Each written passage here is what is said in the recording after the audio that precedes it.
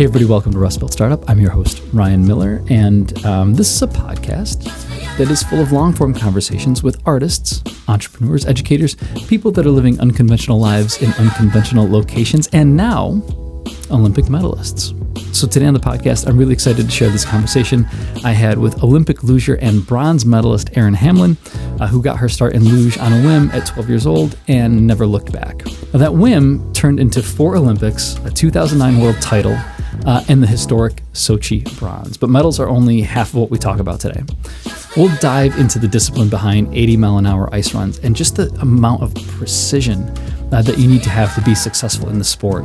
We'll also talk about discipline and her training regimen from both world-class Olympic facilities to Rocky style in her homemade barn gym. And we're going to talk a little bit about youth sports as well.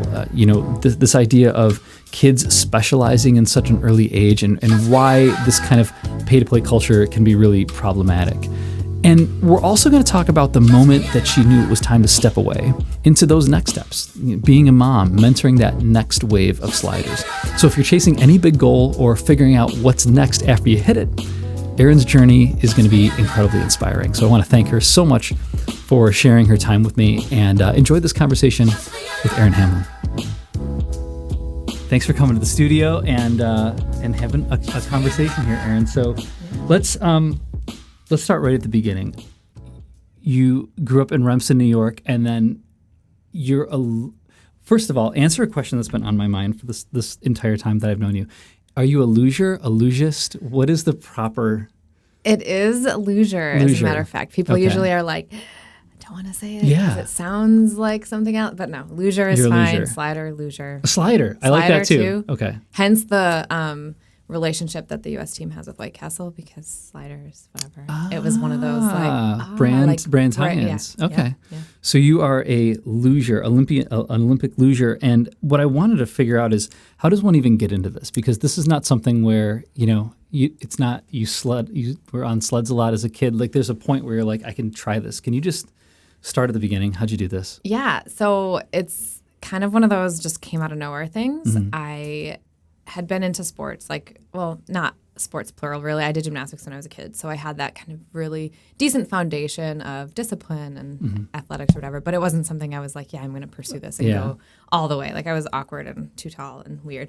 But I loved it. And my family was always winter sports fans. We did all of the outdoor winter things. So we did go sledding, but never in a way that was like, okay, like point your toes while you're on the toboggan. Right. So, none of that. And we didn't have a background of knowing about the sport. But so my dad worked for what was at the time Bell Atlantic, now Verizon, and they sponsored, I guess, way back, it was 9X then Bell Atlantic. Yeah, when was this? I'm dating myself.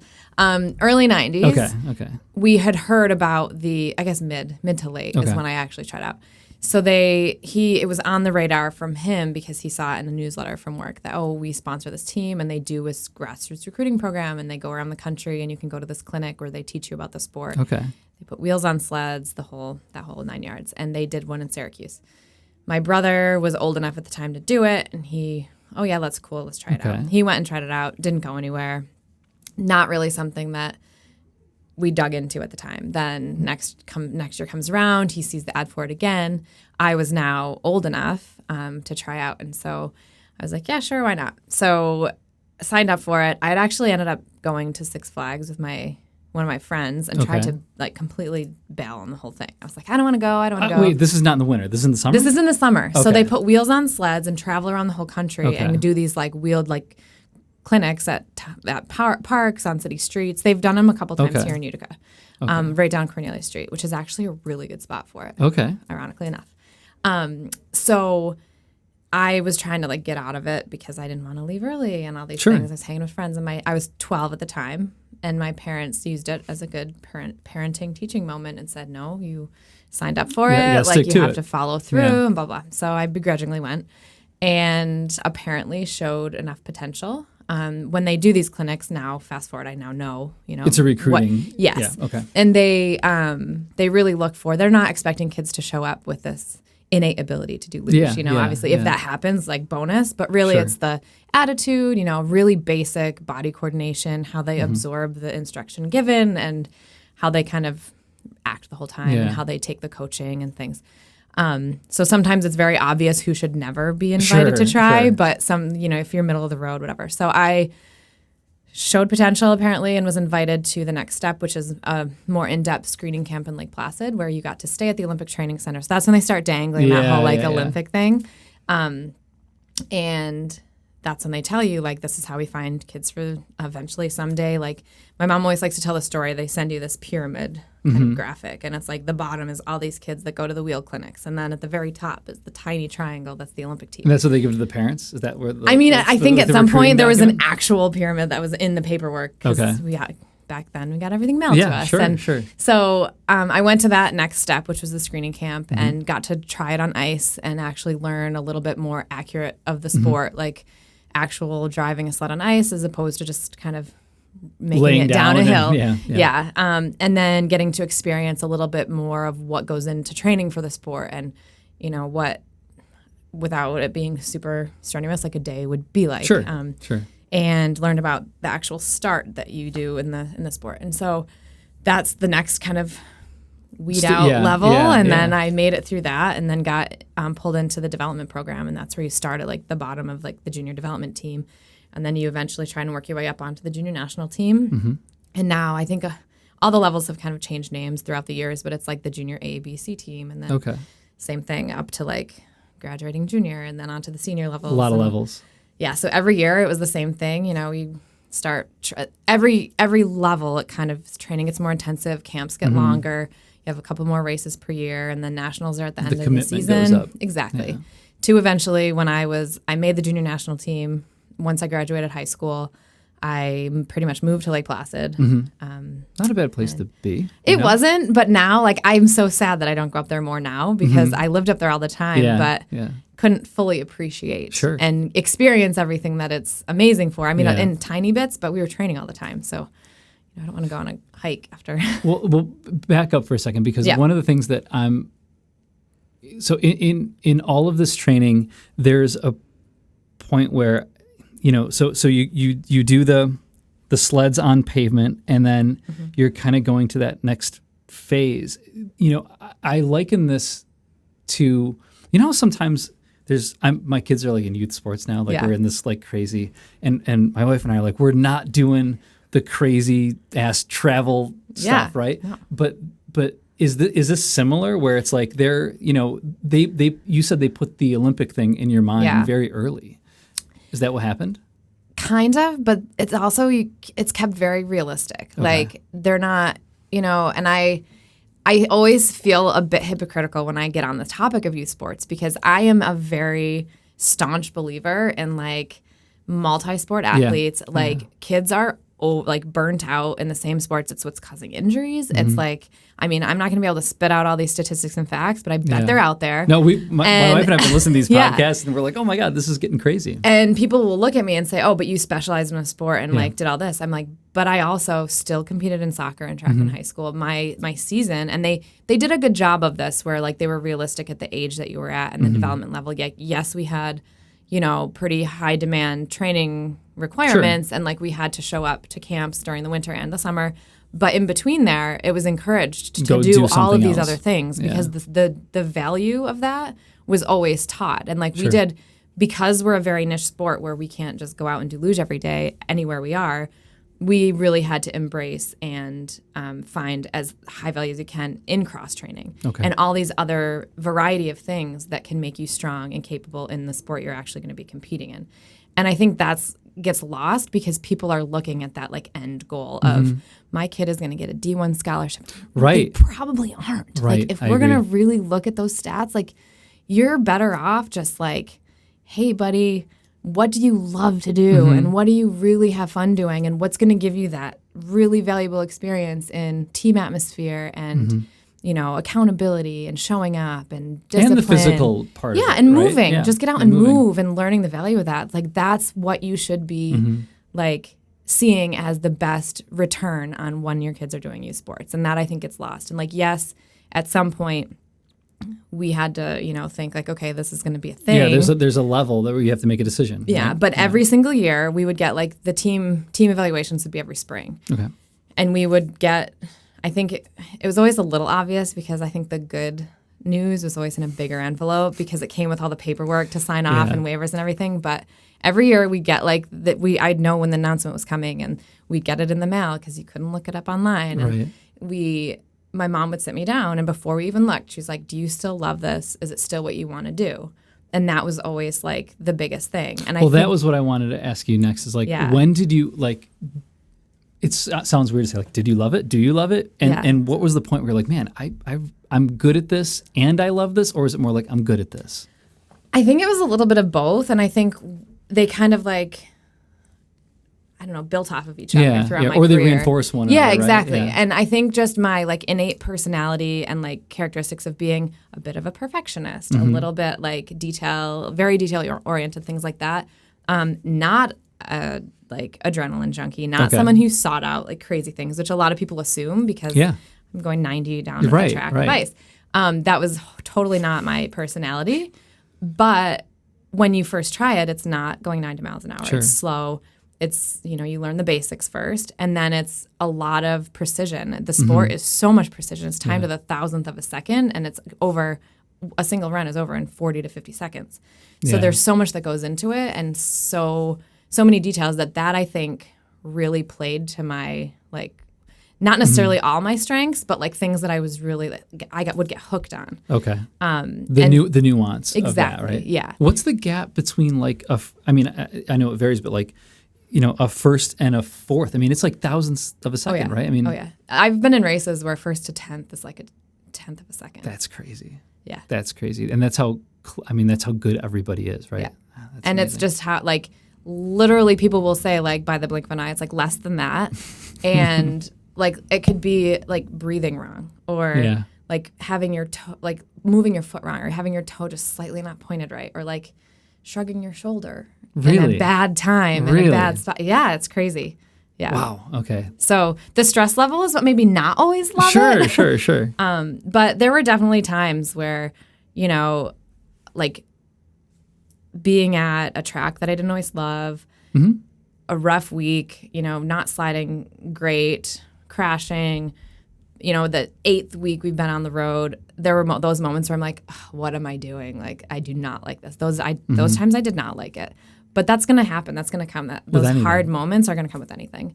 But then the trade-off is, you nail a week of training and you have your best results and you got a community, a support system. I mean, there are people that want to see you succeed. That's got to be pretty awesome, right? And the practice of my mom asking me that question every time helped, like, sow that seed of me knowing that even on those weeks where, I went from, at one point in my career, this is jumping my head, but I won world championships, and then the next year I got last in a couple of races. Like, that's challenging, but knowing that the people who show up for me, they're showing up no matter what. And they're not, the expectation and the pressure is not on me from them. It's whatever I'm going to put on myself or the just desire to succeed is going to put on me, which is, I think, to a healthy level. That's a good thing to have. Yeah, sure. Yeah. Okay, so you're now in Lake Placid. You're starting to get good at this. The letters are coming in. Is there a point where you go to you say, you know what, I could go to the Olympics? Like, there's got to be a real, where does that happen in the story? It was a little fast tracked, and I did skip a huge chunk there because I started traveling internationally. So that was like my parents had to be on board to just, let me go, like I had stipulations, I was still in school. I'm very fortunate to have had a very supportive administration and school environment. My mom also worked in my high school. Okay. So it helped because there was like a direct bridge so that I think there was a little bit more trust from my teachers that I was actually going to be doing things because we would travel with. And they just had tutors on the road? Yeah. So at the beginning, it kind of, those phased out after a while, but we did. We had a tutor. We had study hall every single day. Okay. And also we were teenagers that got to like travel the world. So you're learning so much. Like it was so cool. And so I had started doing that when I was like a sophomore or junior in high school. And it kind of, made it okay. Like that was, when I first started traveling like that, I wasn't on the junior national team. So we also had to fund a good chunk of it. And so that's where we did like spaghetti dinners and we had a lot of just grassroots fundraising to try and raise money. And on the national level? I was representing the United States, but I was not on the junior national team yet. I had to like prove myself a little bit. And so I got invited to travel. Okay. But I wasn't quite, I Got hadn't made the team yet. Got it. So that's where it was like the community rallied in, and they were like, it was such a cool opportunity. I'd put like little canisters out where people could like donate. So if you ever put your little coins in one of those canisters, it went to good use. Part of the dream, man. Yeah. That's and awesome. so that happened for a couple of years. But then I made the junior national team. But at that time, the big goal, the like big like thing was to get a team jacket, because it was like the free team jacket that meant I was on the national team, and that I'm now like funded, and that was like what I was shooting for. I would say you're not a professional athlete, you're a professional athlete. Yeah, exactly. Right? And there's the whole like amateur professional thing, but it's such a gray area now, and especially in that environment, because there was no professional route. That was it. So, but yeah, so that was kind of like, yes, the Olympic team was like kind of hovering way on the horizon, but it's not something that we really like focused in on. And I think that also probably helped because, to reference back to the, crazed youth sports parents that are like shoving D1 scholarships down their kids' throats. Sorry. That it wasn't something that was brought up on the regular. Like, oh, we have to make sure we do all these things so that you will make the Olympic team someday. It was no. It's like, oh my gosh, wouldn't it be so cool if you got a free team jacket for being on the junior national team? So they did a good job of setting the goalposts. Yeah, they weren't making you think those steps of goals, and not like the smaller ones to get to that bigger one. But didn't even really hone in. Like that was the bigger goal at the time. And like, how cool would that be to be on a funded team to go compete around the world? Like, cool. Yeah. So then that happened, and then that happened and continued for a couple of years, and then in 2005, World Championships were in Salt Lake City, Park City. And when it's a home worlds, there's a little bit more opportunity for younger athletes to get exposure. I should probably fact check on this, but at some point, like I think I don't know if you get an additional starter on the What's an additional starter? So just another person that can qualify to race. Okay.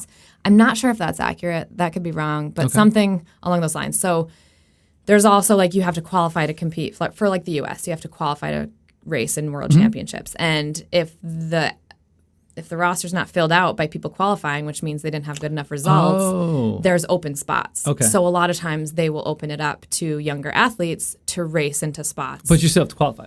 You have to race on. So since the qualifying period is over, like at the time I was a junior athlete, so I wasn't even racing at the level that would allow me to qualify. But because all the other senior athletes hadn't qualified, they invited some of the top finishing junior athletes that season to race on to the world's team. That's awesome. And I was able to do that. So I ended up like racing onto a spot to race. And that was my first experience at the senior level. And it was wild and intimidating. But since it was on a home track, it was a great experience because it allowed me to do pretty well. There was zero expectation, no pressure. I think I ended up getting like 15th or something, like top 20, which was great. Yeah. And it was the first exposure I had to the senior coaches and like that level. Really conveniently, it was going into an Olympic year. And so that next Olympics was 2006 in Italy, and it put me on the radar. So it got me invited into all of the pre-Olympic camps and like put me into the pool of athletes, because a little inside info, before an Olympic year, you have to be named to the pool of athletes that can qualify. If you're just like a random... Who names you? The staff and like So proximity is important. It's important to be on the radar because like say somebody like if I hadn't had that experience on the senior level at that World Championships, I wouldn't have been on their radar. They might not have even named me to that pool of athletes.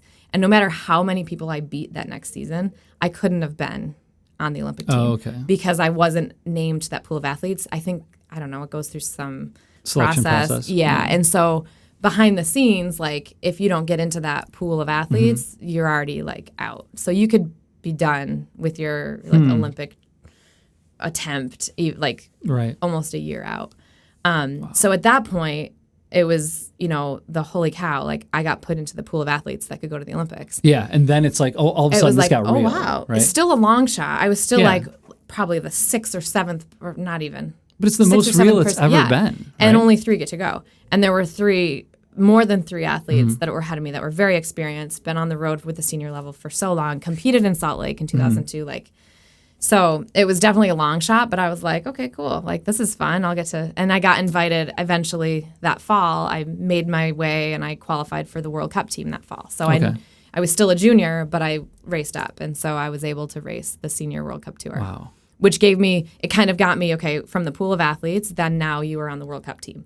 It kind of like that's the first cut. So people who didn't make the World Cup team are not going to go farther are now than that, out typically. because you have to qualify for the Olympic team through those World Cup races. Oh, okay. Yeah. So it's the only way. It's the only path. It's the only path. Wow.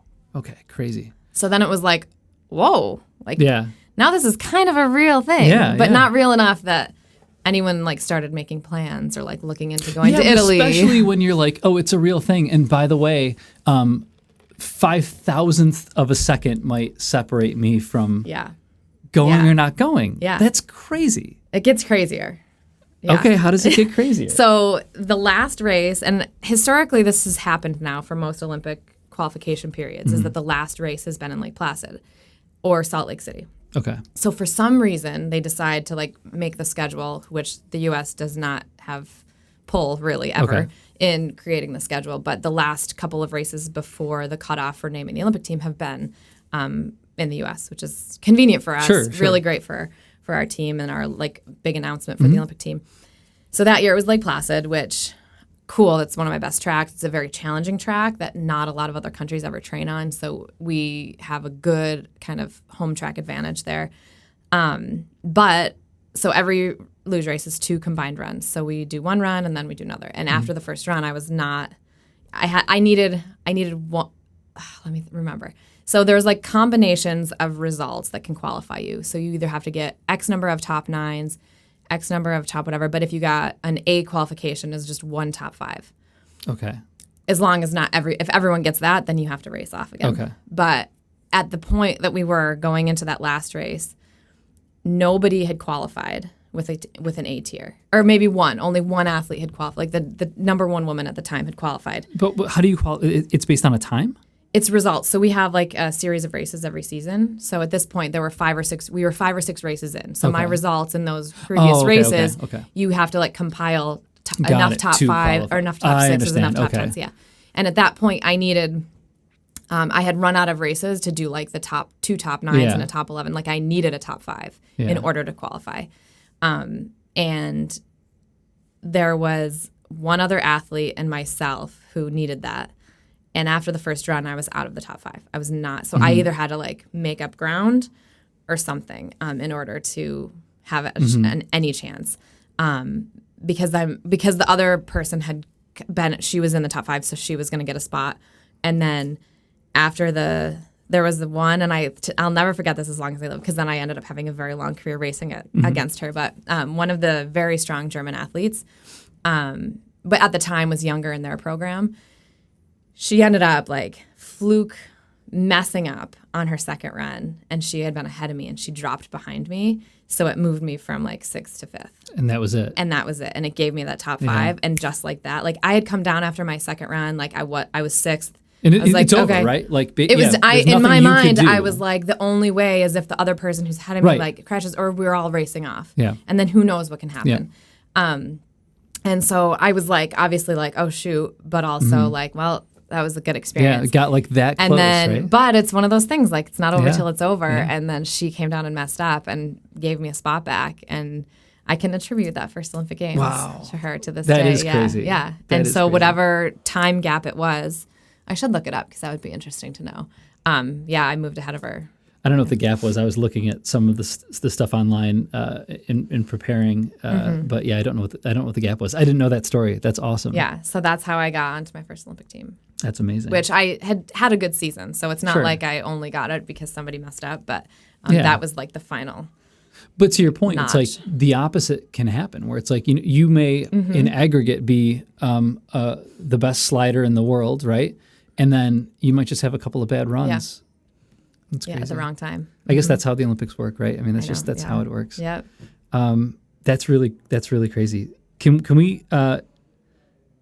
I want to keep talking about. No, I want to go to yes. Let's talk about the Olympics first, because specifically, you've done a couple. You've done 3 Olympics, 4 Olympics. Yep. Okay, so How do you is it something you get used to? You're like, I'm going to the Olympics again. And it's like, now it's this thing where the first time it might be like, what the hell is going on? By the fourth time, you're like, oh, I'm going to the Olympics. Yeah, for sure. It's because I did not expect you to say that. I thought you were going to be like, no, it's amazing every time. But and it is in different ways, but it's also like, you have to think of, okay, any big event that happens, like no matter what it is, everything's kind of like a press play, and it's the same stuff. Yeah. A lot of times it's even the same vendors for the Olympics. It's the same. I mean, there's bids out and they do something a little different every time, but for the most part, the IOC is controlling everything, even though it's different organizing committees, depending on where it is, they have their hand on everything. And so everything looks and feels a little similar every single time, whether it's the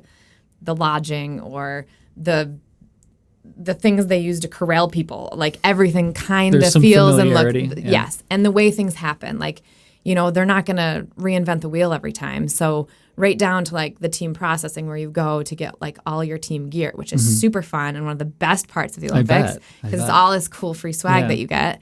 But even learning the ropes of that a little bit makes it a better experience. So the first time it was a whirlwind for sure.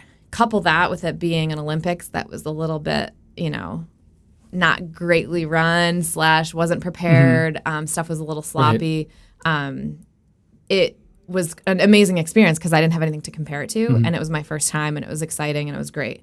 And it was in Italy, which was beautiful, even though they didn't really care about the Olympics because it was Torino and all they think about is soccer. But that's a whole different thing.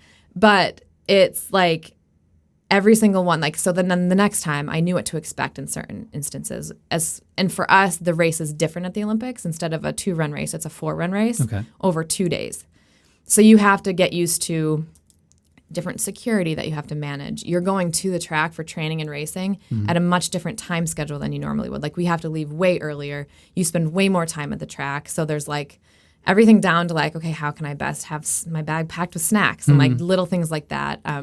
The little tiny stressors of knowing, you have to Sharpie logos on your training equipment because all of the Olympic things are very controlled. So like our normal equipment that we would use for the season has like our team sponsors and logos and everything on it, but they're not Olympic sponsors. Wow. So you're not allowed to have them on your stuff. Okay. So unless you want to use brand new equipment, like suits and everything, which you don't want to do because then it's not comfortable and it's not what you're used to. You have to go through and like tape over stuff. Like I'm doing this because it's like on your gloves, it's on your helmet, it's on everything. It got to the extreme even that I think it was in Russia where we couldn't have our name on anything. Oh my gosh. It was crazy. So little things like that can be stressful in the moment because you can disqualify you. You can eliminate you from the competition. It's crazy.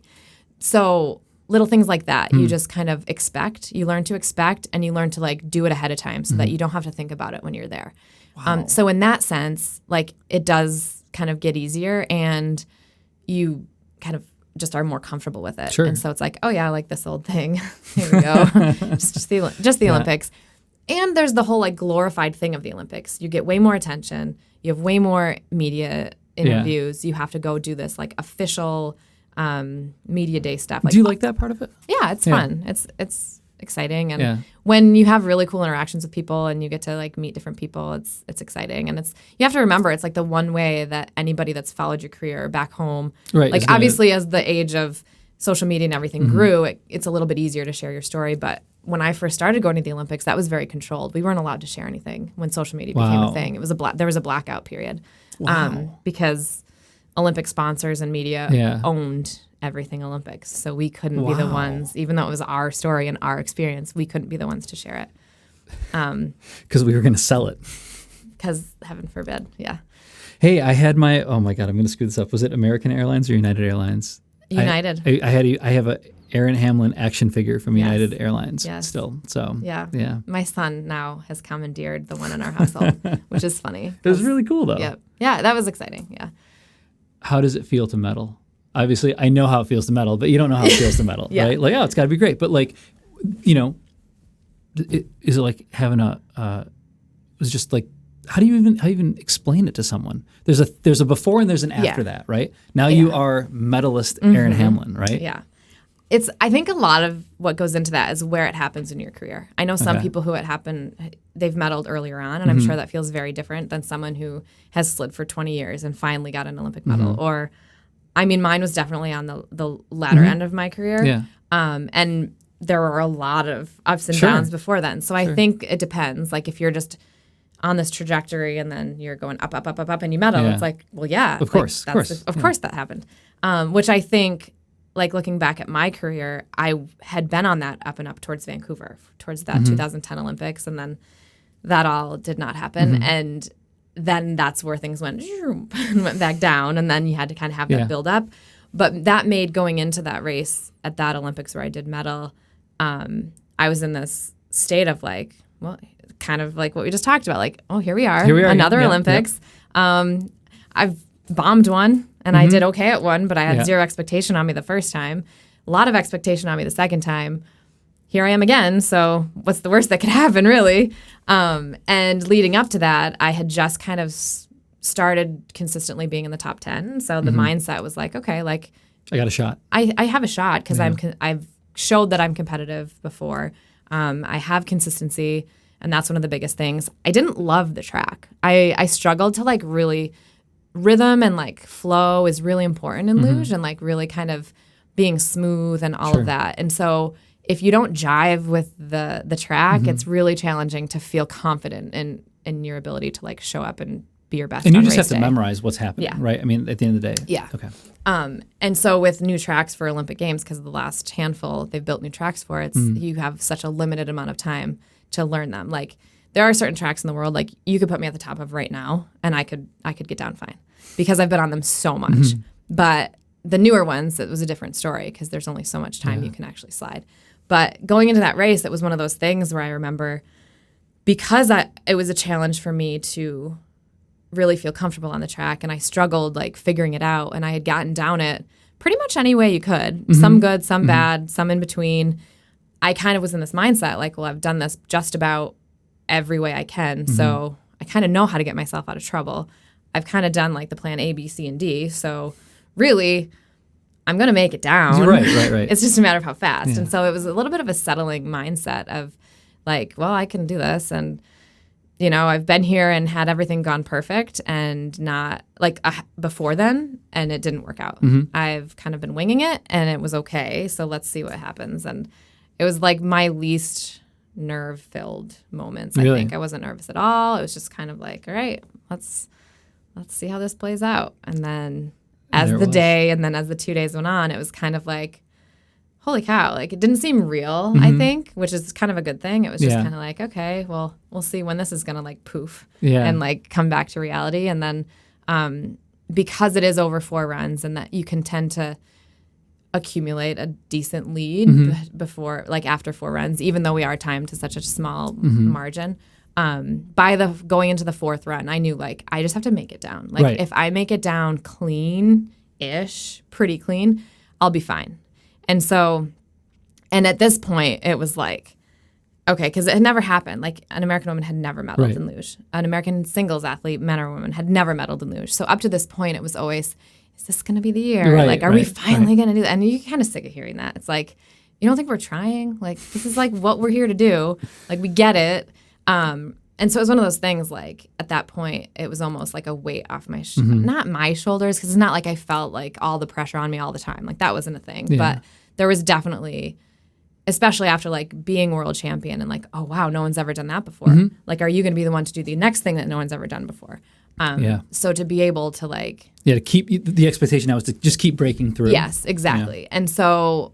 being able to like come down that 4th run, like I got to like, I was probably 3 curves from the finish line and got through like the tougher spots. And I was like, okay, like at that point I knew I'm like not done yet, but I was like, okay, like something would have to really go wrong. Really? So you're going 90 miles an hour and you're like, I think this is going to work out. Yeah. Cause there's always the spots on the track that are like the trouble spots. Right. And so once I got through the last like trouble spot, if you watch the replay back, you can kind of hear the announcers cause they know too. They're well versed enough in the training and in the what's going on to know, like once I like got through that spot, it was like, you're home free. And yeah, I definitely felt that. Yeah. And that's kind of just like, holy crap, like this is going to happen. And then it's just kind of like, I mean, can we swear on this podcast? You do whatever you want. Do whatever you want. Hopefully no kids are watching. I'm now all paranoid. There are no rules. There are no rules. I know. I'm a mom now. I have to be responsible. No, but holy shit! I said it first, right? That was the that was the catchphrase, because that's all my family that was there. Yeah. Like, I think a really close friend of the family is the first one that said it, and she just didn't know what to say. Yeah. Because it was one of those things it's that you unbelievable. Always, and you always like think it could, because you want to be optimistic. Of course. But it's also like, okay, but when it really does, like what? And that was the only thing. Everyone was just like, holy shit! Like, no, this actually happened, and that's all we could come up with for so long. Yeah. Because it was just like, oh my gosh. So yes, there was like relief. Yeah. But because I had a very like healthy relationship with competition, I think, if that makes sense, like it was never like, I don't know, I didn't have this like massive like mental and emotional like breakdown because I was like, I'm free. No, there was none of that, but it was just like elation, because all this time and sacrifice and work that you put in over years, and questioning whether, you know, I missed my moment 4 years prior and all this stuff, that kind of is like, oh no, like it's like validating. I think that's another thing. So that was it too. And so many people had been so dedicated and supportive and tuning into everything, that it was exciting to, you know, it's always fun. It's always really great to have support regardless, but it's always a little extra fun when you get to celebrate something with a lot of people. Of course. That's awesome. Mm-hmm. And then there's a I don't want to say there's a come down from it, but you now this has happened, and now what? Because you have to, you're now kind of in this mode, and you decided that you're still going to compete. Yeah. Right? Yeah, which is tough. It's a whole other set of problems. Because it's like do you quit while you're ahead? Right. Do you like stop? But yeah, so it's just a blur. Like afterwards, you know, you have a very, very narrow, tiny window of like taking advantage of any opportunity, because people's attention, just from that specific year's Olympic Games, there's always the joke with, you know, within the circle of like the Oscars are very close behind the Winter Olympics always. And so people's attention goes very quick. So once that all starts, it's like, okay, no one cares anymore about the Olympics, because they've moved on to the next big like media line, news line. But so there's just a lot of stuff right away to like take advantage of, or like experience, or get to do like all the media things. What are some of those things? So I ended up leaving the games before the closing ceremony, because I had done the closing ceremony before twice, and I was like, just the Olympics closing ceremony. The only to your point, question earlier, like once you've done one, no, that's not entirely true. But it was like, I'm like, okay, I've done that. I've never won a medal before, and you know, I probably will never win one again. Who knows, right? Like you don't know that for sure in that moment, but you're already thinking that? Not necessarily, but it's like, if I never do, I want to make sure I really get to experience what comes with that in that moment. And part of that was like jumping into the media cycle right away, because people's attentions are gone in an instant. And the opportunity trained for that? Yeah. Okay. Yeah, to an extent. Like, I mean, I say this in the most kind way possible, but the training that we got was never something that I think made me better at it. It maybe flagged a couple of like technicality things or logistical things that was helpful to know. I think because we got it from, as soon as you make a national team, you start getting that. And I think at that age it was really good. But once you got older and you had more experience doing it, and because I had been successful and got opportunities, whether it be local or national or international, like I got to do a lot of interviews, and I think I just my personality was like easy for me, and it wasn't something that I really avoid. Some people are like, they shy away from it, and they're terrified, or they're like, oh my gosh, what will I say? I will say anything. Like I don't really, I'm kind of an open book to an extent, but so yes, we are trained on that. And so there's that moment of like, okay, there's like the media cycle of, okay, you know, we have this handful of Olympic medalists, and we have like, you know, the Today Show, like all these. I had a couple different like corporate sponsor relationships around those games that they had things going on that I got to jump into. So I came back, and I was in New York City for a few days before I came home. So I got to do like the Today Show and all that fun stuff, and it was exciting and stuff that I wouldn't have been able to do if I had stayed through the closing. Sure. And by that time, because it was another few days, I think I left like a few days before closing ceremonies, because I remember watching it in New York City. Okay.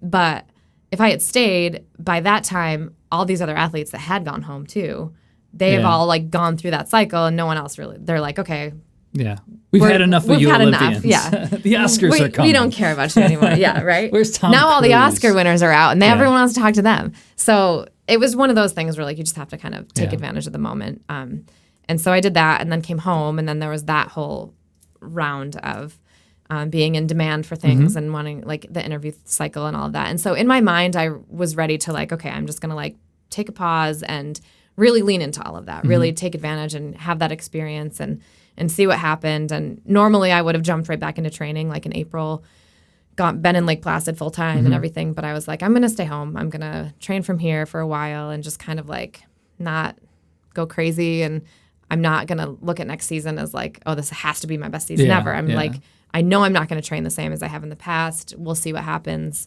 whatever. And kind of have a little bit more balance. And because that started to get necessary too later in my career. Because it was like after 15, 18 years of doing this, like time. And becoming more of an adult, it's like I don't want to live in a dorm room anymore because that's the setup at the training center. And so it was nice to have a little bit of, remove. So I ended up my last 4 years of my career, like that Olympic cycle, I trained from home.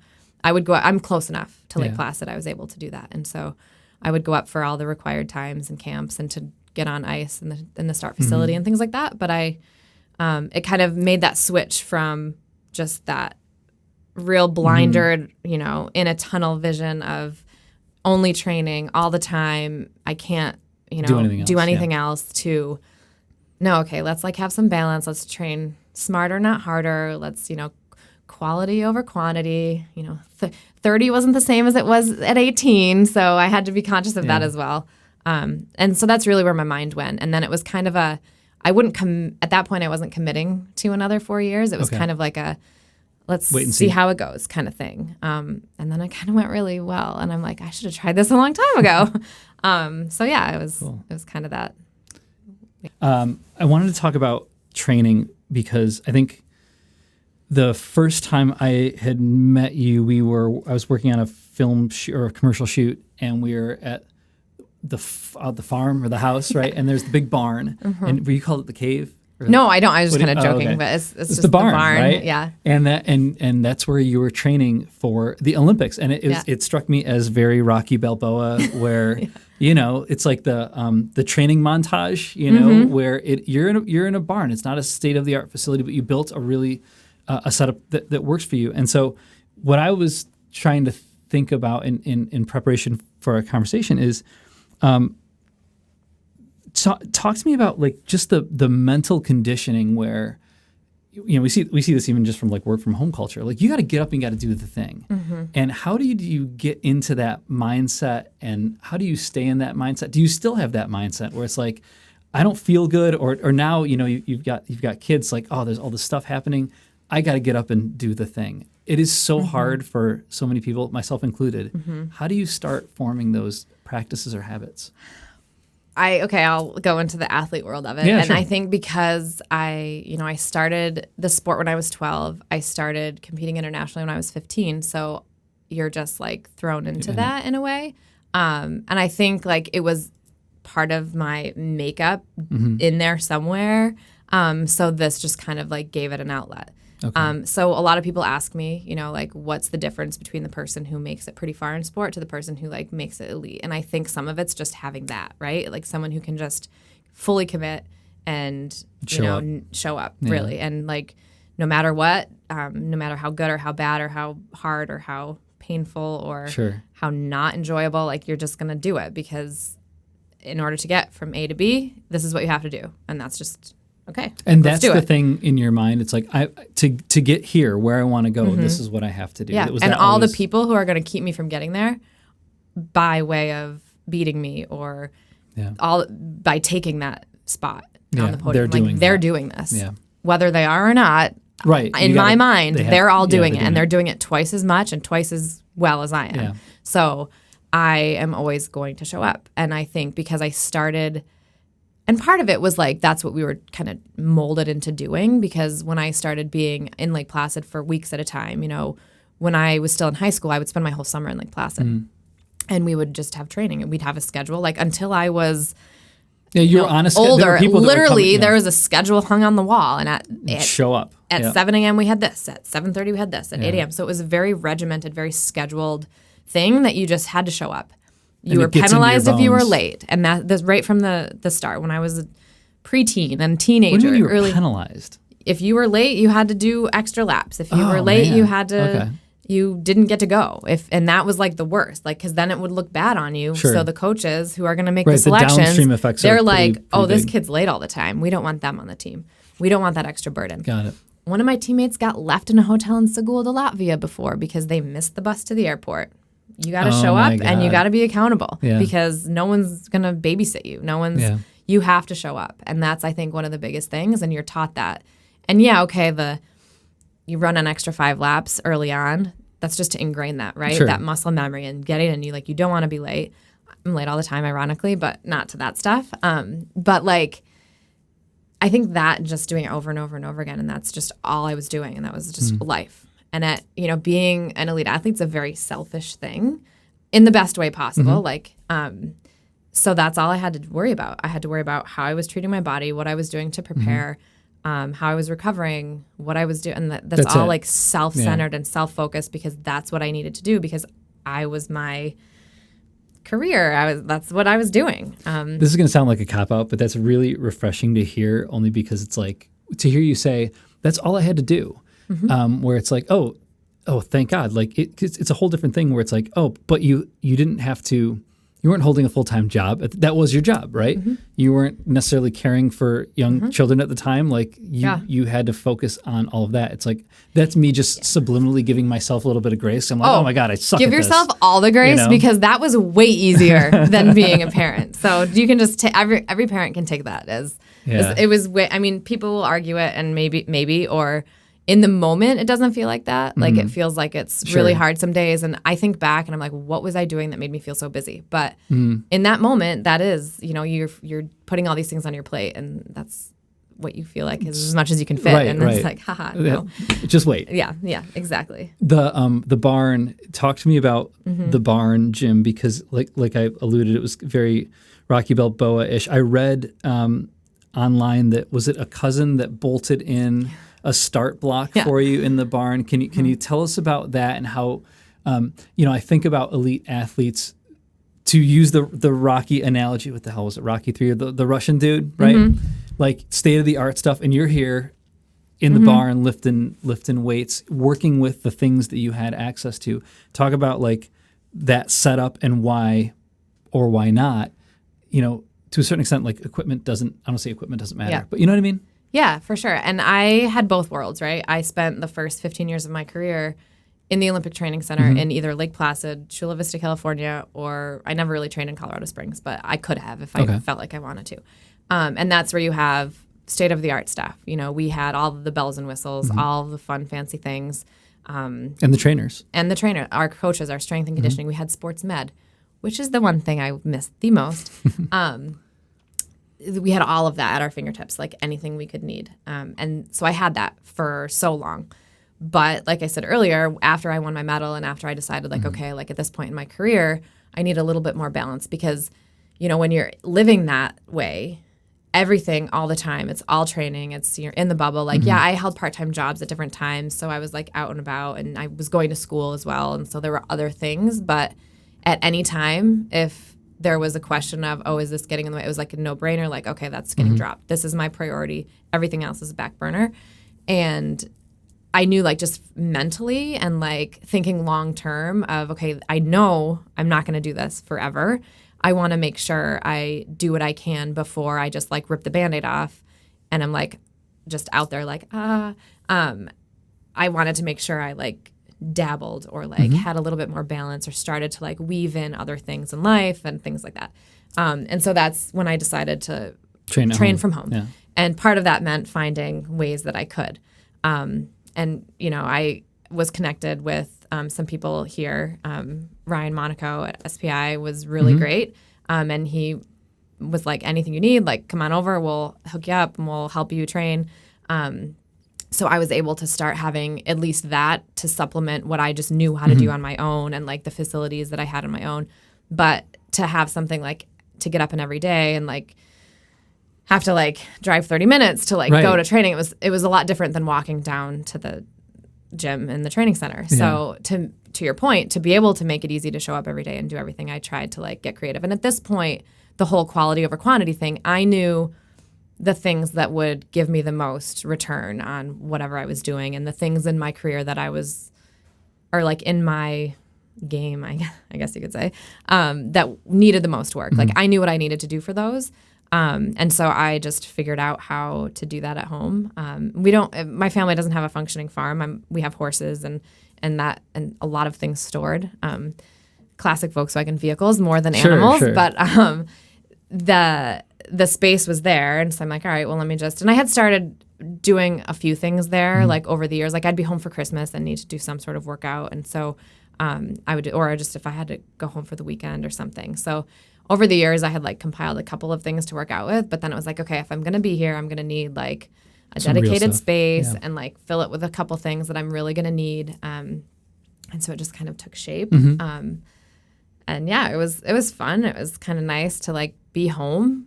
Sure. And yeah, it was. But you're also training by yourself, or did you Yeah. have a trainer? I mean, like that's a whole other thing of being able to, Yeah. learn how to push yourself by being by yourself is really hard. Yeah, it is. And I think I couldn't have done it, I don't think, earlier on in my career. I think at the point it was easier to just, because I had, again, the muscle memory, just doing it because Sure. I knew how to do it. I've done it so long. And like the commitment was there. Like it's not like I was like, oh, maybe I'll do this and then I mean, there were some days where I'm like, I'm going to sit on the couch a little longer, or you know what, I'm going to do that tomorrow. But rarely. I mean, and most of the time I would get up and do what I needed to do. But that is why I also went and trained with SPI a few Sure. times, because I got to be in a facility. There were With other humans. other people Yeah. sometimes and somebody there to help. And it was also when I started to think more creatively about what I was doing, and they really helped with that of like, okay, let's bring in some more functional things, thinking outside the box. Because that was another thing that was really cool about that stretch in my career of I'm not training under that like umbrella and in the blinders of people who are from the sport, have always trained this way for the sport. It was like, oh, how can we like Change it up a do little bit. weird stuff and like incorporate all these random exercises and how it can like actually work really well. And then I'm like, a lot of that stuff, I'm like, shoot, I wish I had done this sooner, because again, I don't know, like my body was very different than it was early on. So who knows what it would have done. But it was just thinking outside the box was really refreshing, and it made it more fun. And I think it helped strengthen areas that maybe I hadn't thought of before. There's a point where I want to get into like beyond luge, beyond sliding, to wind down the conversation here. And I know there's so like I just talked to you all afternoon. So there's a point where you're like, you know what, I think this is going to be, I'm going to move to the next thing. And can you talk about when you started thinking about that, what it feels like to say the word retirement? Because it seems weird, Yeah. It's like I'm gonna retire, and then to have to just start unpack like, well, what does that mean? Yeah, it's funny because you live in 4-year blocks, because with the Olympics, it's like, okay, well, if I'm going to keep going, I'm going to go for 4 years, which not everybody does, but a lot of people think that way, and whether they actually like it plays out that way or not. But for me, I was like, okay, well, age was a big factor. I'm not getting any younger. You start to think of like biological clock and all the fun things that life has to throw at you. And it's like, okay, I've been really fortunate, and this is me thinking in that moment, like up to that point, to have not grappled with any like major injuries. I'd never had to have massive surgery. Nothing had taken me out of competition or training severely. Like you get your aches and pains and bruises and all this stuff and soreness, but nothing that couldn't be dealt with. So at some point you're like, quit while I'm ahead. and I don't want to push my luck too much further. And there's also just the like, okay, at some point, like I was, in my early 30s, looking at the timing of when the 2018 Olympics would be, and it's like, I had met my now husband after the 2014 games, and so it was one of those things where it's like, okay, how long is he going to hang out? Because I'm gone for half the year, and you start to think about those, and when other people are involved and like your, future thoughts and plans, it's like a bigger conversation. Sure. And it's hard though, because at that point in my career, especially, it felt really good. I had come off of an Olympic medal, and it was kind of that very clear mindset of like, I have nothing to prove. I've accomplished way more than I ever thought I would in the sport. You know, things were feeling good. Like I would show up and have like decent, you know, it's that muscle memory thing like I was talking about. Experience is such a huge factor in luge because the limited number of minutes you actually spend on the ice, you know, you start notching that up once you get to like a 15 to 20 year career. Like your time on the ice is drastically larger than a lot of other people. So 10,000 hours. Exactly, right? yeah.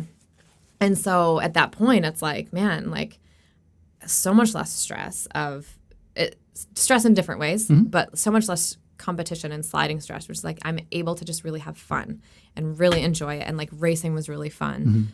Even if I wasn't on the podium, it was like still enjoyable because if I was having good races, like performance wise, like it felt good. And it's like, okay, it wasn't enough for a podium. Like, yeah, I'm going to have the moments of like, crap. But like, but you're going to have some great ones. Exactly. And it's like knowing where I was at and having, you know, now I was like the old lady on the team. So all these like younger generations have come up and are now on the team. So it was fun to get to kind of like nurture that and be kind of the leader of the pack for a little while. And our women's team was really strong and it was really exciting. There was a season where the three of us would like bounce back and forth. Like, oh, you're on the podium this week. I'm on the podium next week. That's cool. And that having that within your own team makes you all so much better.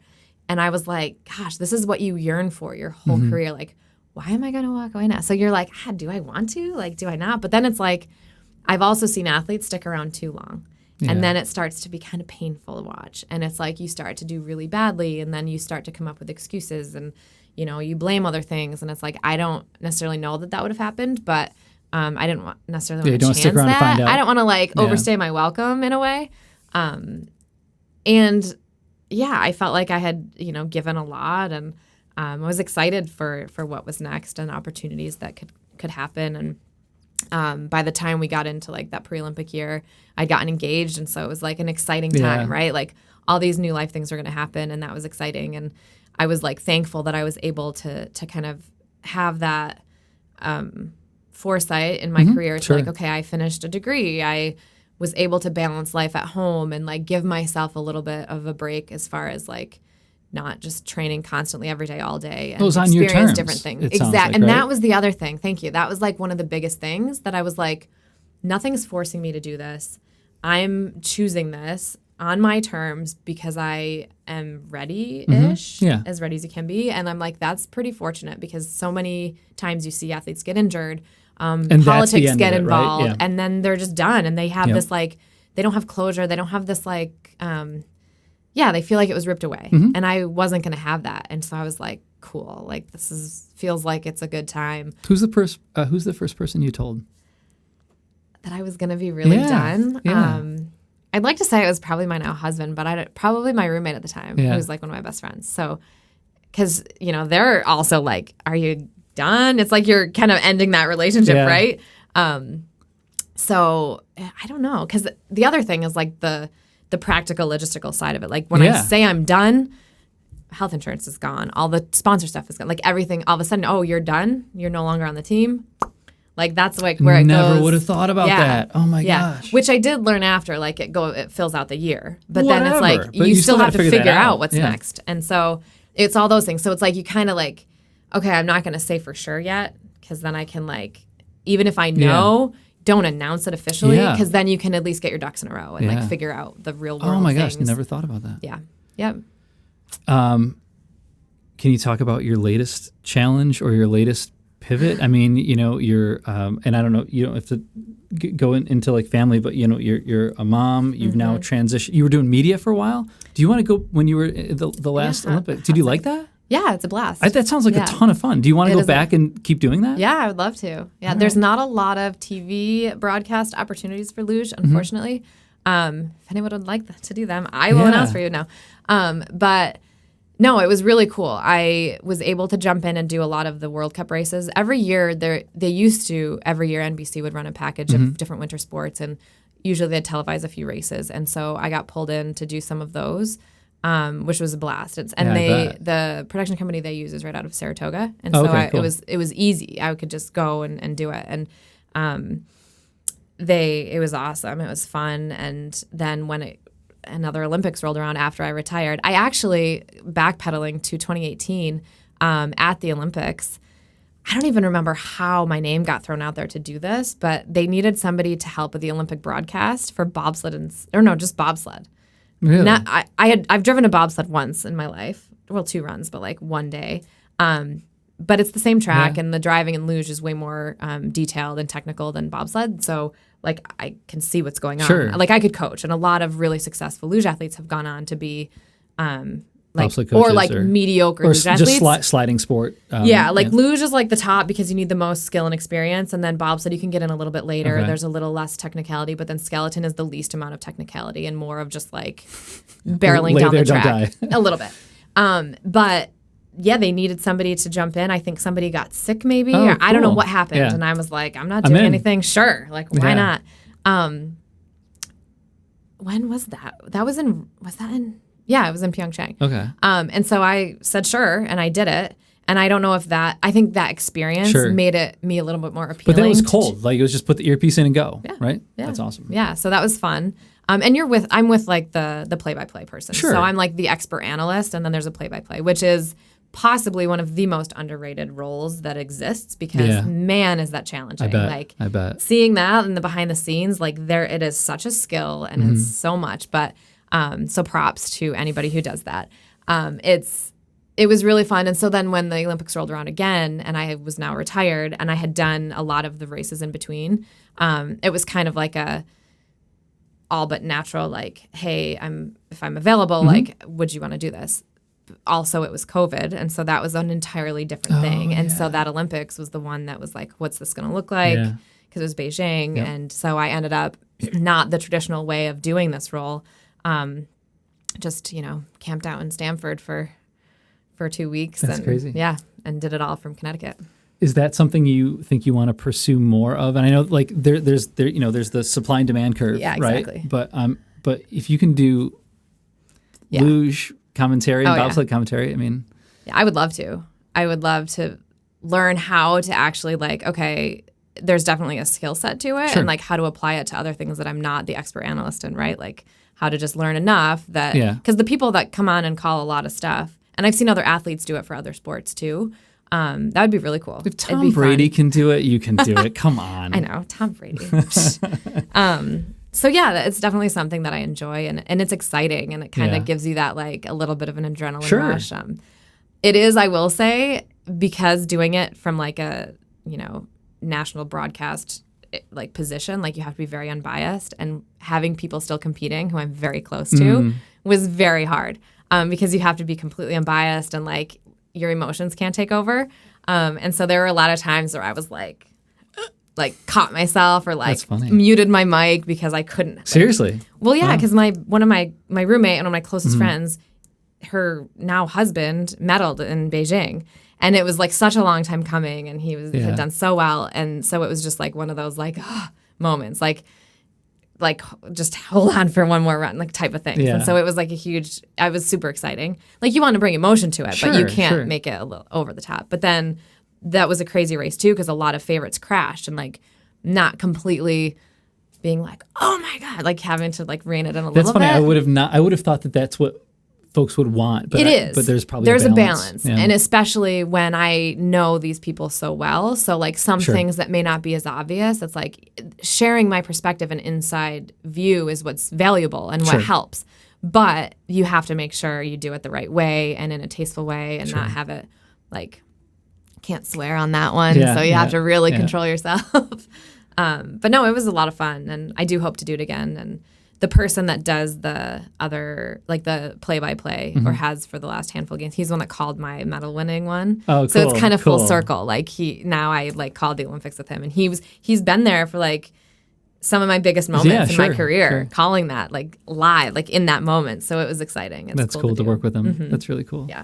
I want to be really respectful of your time, so I'll ask you one more question, which is, what? I guess maybe it's a two-part question. It's a three-part question. Damn it. You're good. What's the for the mom, Erin Hamlin, the mom? What advice would you give parents that are kind of struggling with like youth sports and kind of the I don't know, the industry that's youth sports, asking for a friend? Yeah. I think my first thing was like really stay focused on like, what is your intention here? What is the reason your child is in a sport? Because I think it's too easy to let a parent's like wants or desires or ambitions to get ahead of what the real value is of youth sports. And I think just realigning to like, okay, keep your North Star of like getting your kids involved, whatever that is. Make that North Star like their life, right? Like their aspirations or their what are they doing? And at young ages, like when I see like 4-year-olds like doing all these, like my son is 4 and like he's in T-ball and it's a disaster, but it's like he loves it. And I'm like, you may never play baseball ever in your life. You may want to play it every day. But right now in this moment, like you're having a blast and you're meeting people and that's great. That's enough.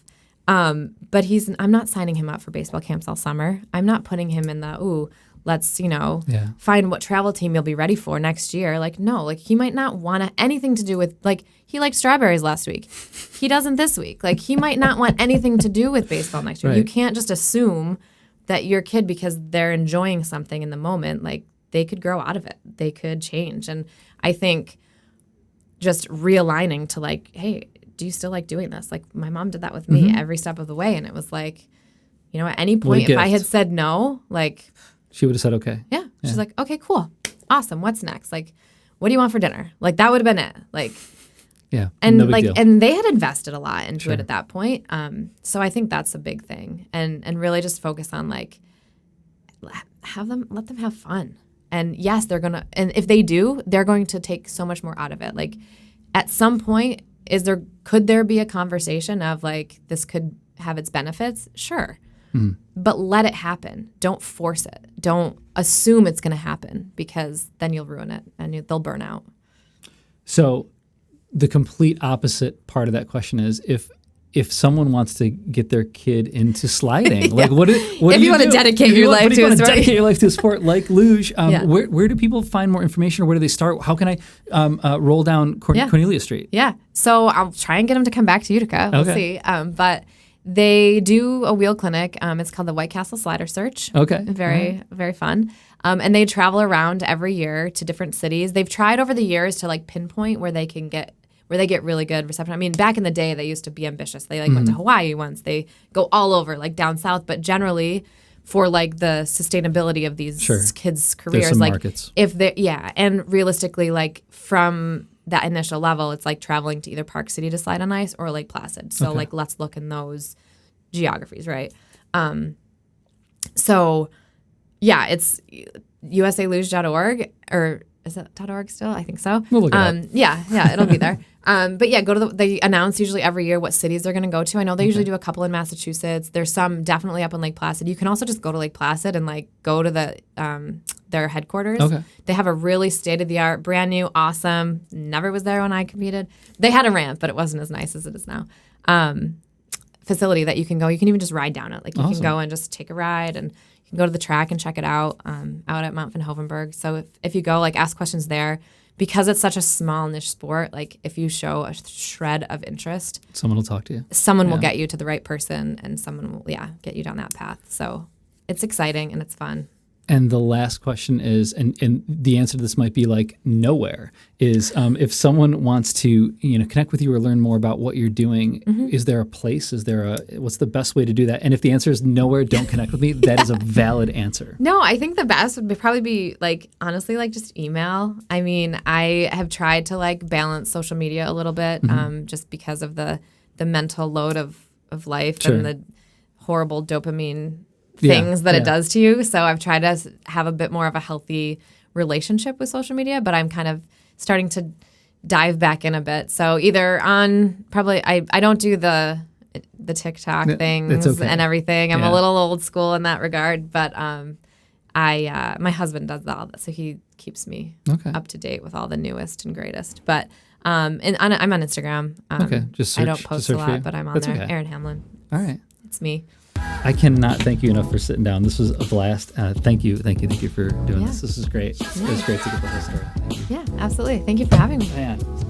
I want to thank Erin so much for spending time with me in the new studio and sharing so much of her story with me and you. So I hope you enjoyed it. And just a friendly reminder, if you're not subscribed to my very occasional email, go to rustbeltstartup.com, sign up for that, and make sure you're subscribed wherever you get your podcasts, whether that's, Apple, Amazon, Spotify, or as the kids do now, they watch podcasts. I still don't understand this, but they watch their podcasts on YouTube, so I'm there as well. So thanks a lot for tuning in. We'll see you next time.